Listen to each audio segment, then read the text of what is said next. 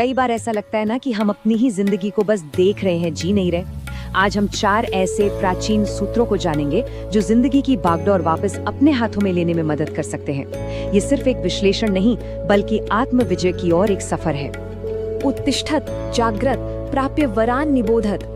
सुनने में तो ये एक प्राचीन मंत्र लगता है ना, पर असल में ये एक वेकअप कॉल है। ये हमें अपनी बनाई हुई सीमाओं से बाहर निकलने और उस ज्ञान को पाने के लिए उकसाता है जो हमें महान लोगों से मिल सकता है। तो चलिए सफर की शुरुआत यहीं से करते हैं, जागृति के आह्वान से, क्योंकि जब तक हम सच में जागने का फैसला नहीं करते तब तक कुछ नहीं बदलता। लेकिन जागने का असली मतलब है क्या? देखिए, उत्तिष्ठत जागृत का मतलब सिर्फ सुबह बिस्तर से उठना नहीं है। इसका असली मतलब है अपने जीवन के मकसद के प्रति जागना, खुद से ये सवाल पूछना कि क्या हम वाकई वो जिंदगी जी रहे हैं जो हम जीना चाहते थे। ये उस जुनून को जगाने का आह्वान है जिसे शायद हमने कहीं सुला दिया है। और ये बात समझना बहुत बहुत जरूरी है। अक्सर हमें लगता है कि बदलाव के लिए फौरन कुछ करना होगा, लेकिन असली पहला कदम सिर्फ ये जानना है, ये मानना है कि बदलाव की जरूरत है। ये जागरूकता, ये अवेयरनेस बिल्कुल एक टॉर्च की तरह है जो अंधेरे में रास्ता दिखाती है। अच्छा, तो एक बार हम जाग गए, अवेयरनेस आ गई, अब अगला कदम क्या है? अब बारी है उन चीजों को स्वीकार करना सीखने की जिन्हें हम बदल नहीं सकते। और ये कोई चुनौती नहीं, बल्कि एक कला है, स्वीकार करने की कला। जरा इस बात को सुनिए, जो हुआ वो अच्छा हुआ, जो हो रहा है वो भी अच्छा हो रहा है। सुनने में शायद थोड़ा मुश्किल लगे, है ना?